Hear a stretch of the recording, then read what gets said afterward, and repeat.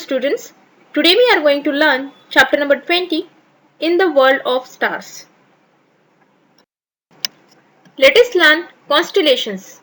A group of stars occupying a small portion of the celestial sphere is called a constellation.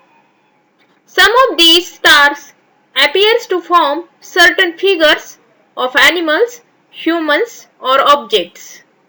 These figures have been named after certain events or belief of the times when the constellations were identified. In this way, Western observers have divided the celestial sphere into 88 constellations. Similarly, ancient Western astronomers put forward the idea of 12 zodiac signs, whereas Indian astronomers suggested the 27 nakshatras. Let us learn zodiac sign. The ecliptic has been imagined to be divided into 12 equal parts. Thus, each part subtends 30 degrees at the center of the celestial sphere. Each of these parts is called Rashi. They are named Aries, Taurus, Gemini, Cancer, Leo, Virgo, Libra, Scorpio, Sagittarius, Capricorn, Aquarius and Pisces. Nakshatras. The moon completes one revolution around the earth in approximately 27.3 days. The portion traversed by the moon in one day is called a nakshatras. So, if we divide 360 degrees into 27 equal parts, each part is about 13 degrees and 20 minutes. A nakshatra is known from the brightest star that it contains. This brightest star is called the Yogatara. Which nakshatras we can see during a sky watch depends upon the position of the earth along its orbit. Students, getting to know some constellations. During summer nights, one can see a particular arrangement of 7 stars. We call them Saptarshi. In the month of February, this constellation rises around 8 p.m. in the northeast. It is on the meridian in the month of April and in the month of October. It sets around 8 p.m. As the name suggests, Saptarshi is a group of 7 bright stars. It is in the shape of quadrangle with a tail made up of 3 stars. It does resemble a kite and can be easily recognized. If we extend one side of the quadrangle, it reaches the pole star as shown in figure. Different countries have different names for this constellation. In English, it is called the Great Bear.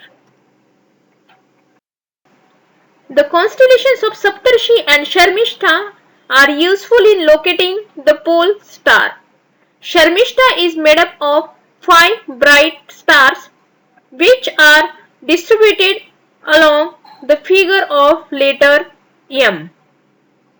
The perpendicular bisector of the line joining the 3rd and 4th stars in Sharmishta goes towards the pole star. The pole star has Saptarshi on one side and Sharmishta on the other. As Sharmishta sets, Saptarshi rises. Thus, we can always use either one or the other as a reference point on any given night. Mruga Nakshatras has very bright stars. On winter nights, they can be easily identified. It has 8 stars of which 4 are at the corners of quadrangle. The line passing through the 3 middle stars of the constellations when extended meets a very bright star. This is Vyat. During the month of December, Mruga Nakshatra rises at 8 pm on the eastern horizon.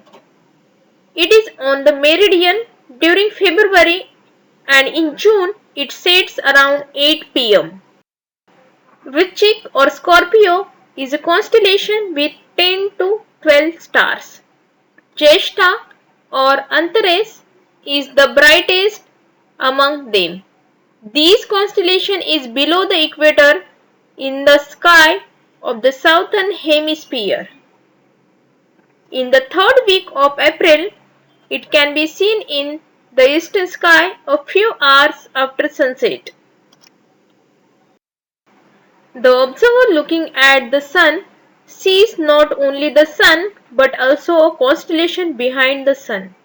The constellation cannot be seen in bright sunlight, but it is indeed present behind the sun. As the earth changes its position, a different constellations or zodiac signs or Rashi appears behind the sun. This is what we express when we say that the sun enters a particular zodiac sign or Rashi. For example, on Makar Sankranti, we say that the sun enters Makar Rashi.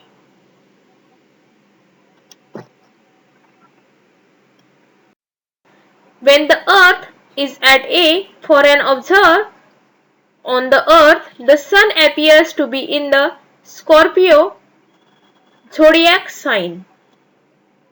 When the earth moves from A to B, the observer will say that the sun has entered Libra. In reality, the sun does not move, but we perceive it as moving due to the motion of the earth around it. This motion of the sun is called its apparent motion and its path is called the apparent path. The rising of the sun in the east and its setting in the west is also an apparent motion. You might have heard some elders saying that a particular nakshatra is in the rising and now prevail. It means that at the time, if you look at the sun from the earth, that particular nakshatra is behind the sun and gives you an idea about the position of the earth revolving around the sun. Students, science has proved that the constituents of the solar system, example planets, satellites and comets, as also distant stars and constellations do not have any influence on human life. Man stepped on the moon in the 20th century. He will conquer Mars in the 21st century. Hence, in this age of science, holding on to beliefs which have been proved to be wrong through numerous scientific tests is an unnecessary waste of one's time, energy and money. It is necessary to consider all these issues with a scientific frame of mind. Thank you.